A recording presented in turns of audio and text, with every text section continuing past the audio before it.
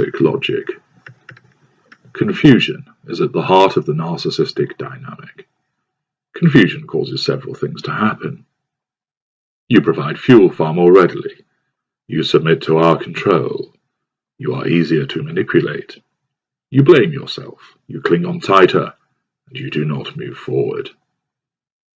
Confusion reigns during devaluation.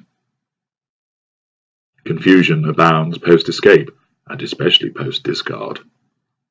Confusion keeps appearing during the hoovers, which inevitably take place.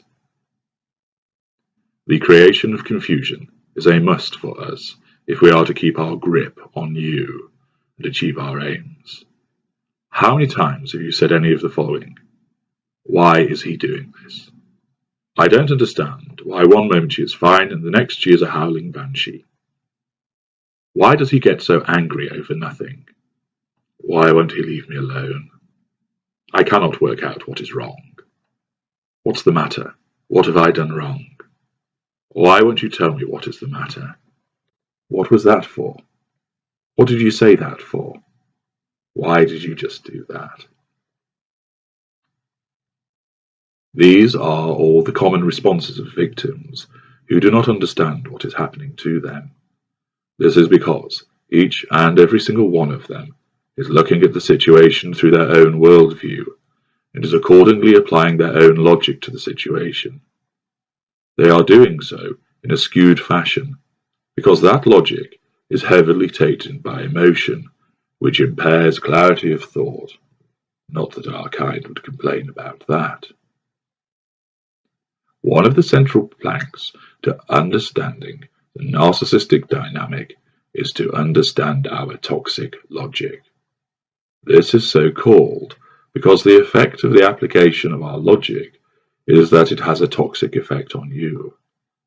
Once you understand this toxic logic, you will make considerable advances into understanding why we behave as we do, why we say the things we do, why we react in the fashion that we do, and why it impacts on you in such a fashion. You will not like this toxic logic. You will find it abhorrent, but it is not necessary for you to like it. What you must do is apply it.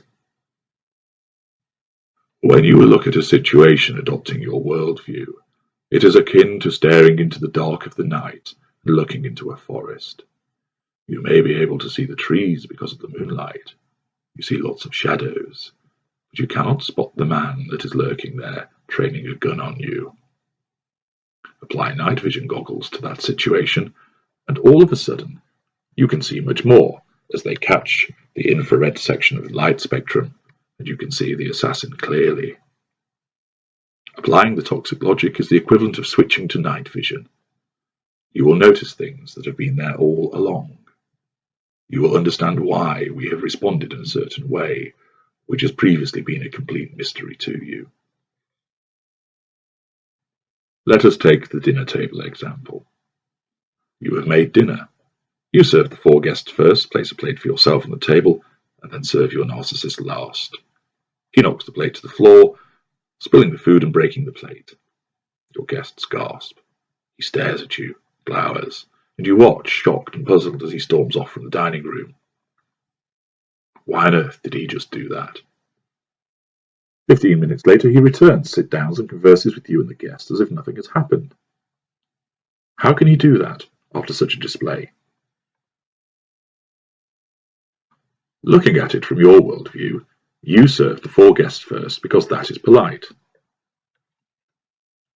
You then served yourself because your place setting was nearest to the food, so that was practical.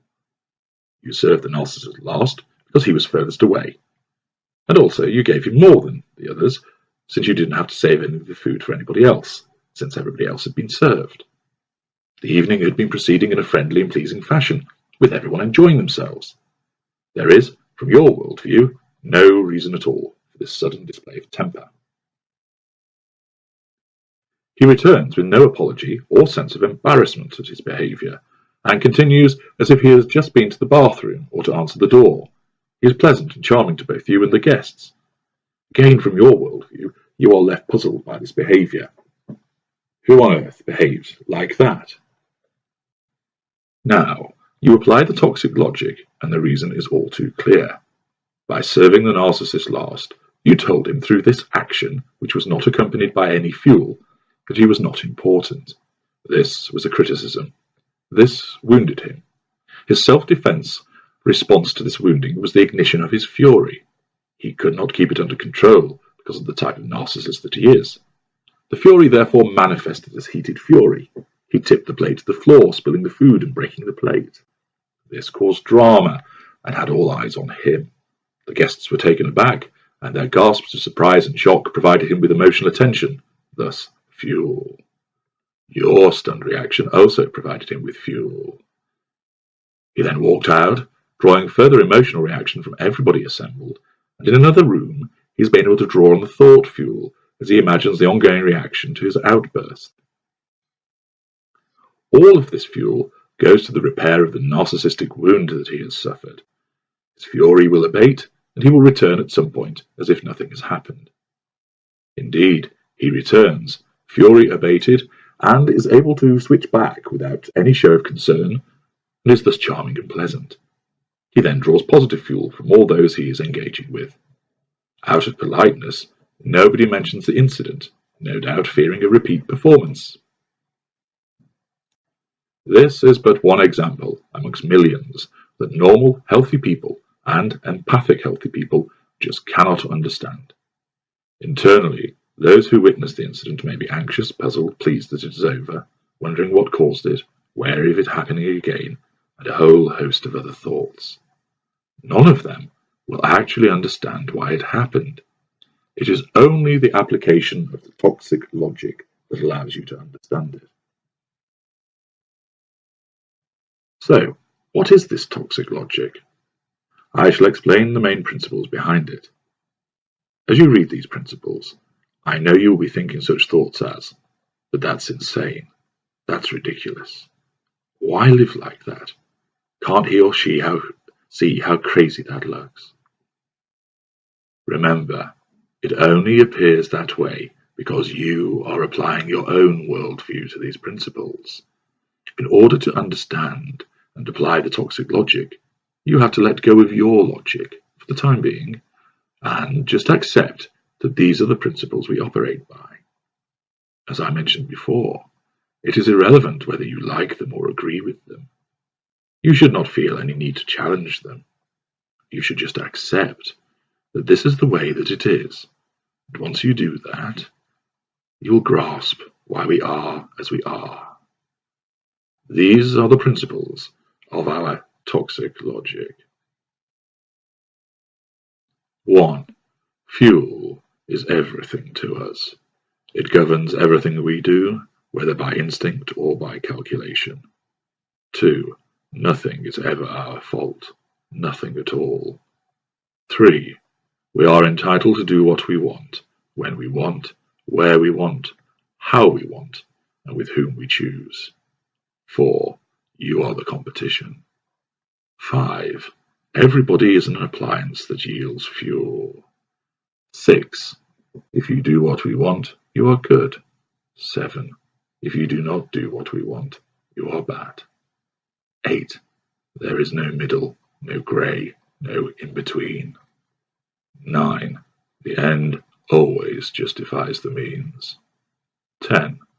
We have no concept of remorse, guilt, or a conscience. 11. The world is against us. 12. Anything that blocks, defies, challenges, or calls into question our superiority is a criticism, if it is done without providing fuel. 13. We hate criticism. 14. Criticism wounds us and ignites our fury. 15. We must control our environment. Control is paramount to us. 16. We do not recognize boundaries. 17. We have no empathy. 18. We mimic and copy to pretend that we have certain emotions and feelings. 19. We lie repeatedly. 20. Fuel is everything to us. That is worth repeating. This logic is toxic because the outcome is that you are manipulated. We abuse people, we use people, we trample on people, and do so without any concerns at all for that person's well-being. You will be considering such behaviour and outlook as odious and reprehensible, and coming from an empathic individual, that is entirely understandable. Let us apply the toxic logic to another scenario. You send your narcissist a text message asking when he will be coming home. You receive no reply. You text again, no reply. You ring. There is no answer. Your narcissist eventually appears at 2 a.m. when you are lying still awake in bed. There is no apology, no explanation, and he says nothing to you but gets into bed and falls asleep. You are left worried, bewildered, and upset. From your worldview, you cannot understand why he did not respond to a perfectly reasonable text message. You cannot understand why he did not tell you he would be late. You know of no reason why he would stay out so late and not warn you. You find it hurtful and upsetting, and you are confused because he is meant to love you, and if someone loves you, then they do not behave this way. I have heard such comments many times. Now, apply the toxic logic. The narcissist is entitled to do as he pleases. Thus, if he wants to stay out, he can. The narcissist is never to blame. Therefore, he feels no compulsion to warn you he will be late, to apologize for returning late, or to offer any explanation. Your text message sought to exert control over him. You are the competition. This is prohibited conduct. The text message was not accompanied by fuel. By suggesting that he was beholden to you, this amounted to a perception of criticism by the narcissist. He felt wounded.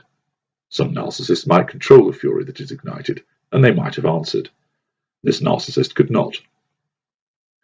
His response was cold fury through a silent treatment, hence the failure to reply and answer the phone. He gained thought fuel, knowing that you would be concerned and worried at his failure to reply, and worried at him staying out late. This fuel healed the wound and abated the ignited fury. He was justified in treating you in this fashion because he is entitled, and the end always justifies the means. Further, fuel is everything.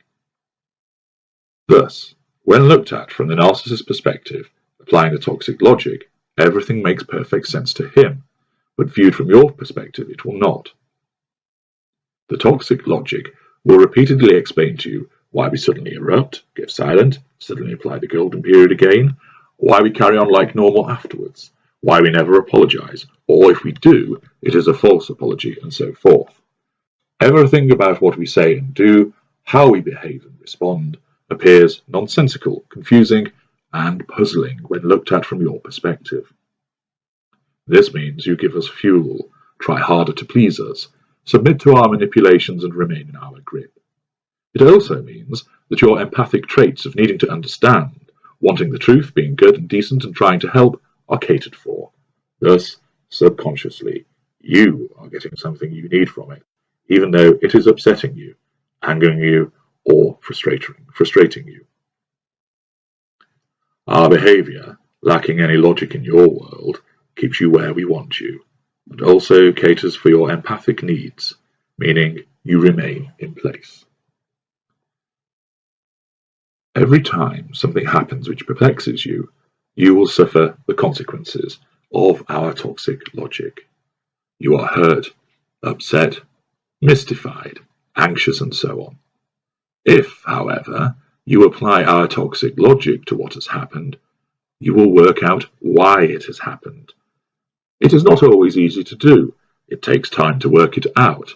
It takes discipline and repeated application in a way that is alien to you. You will not like it.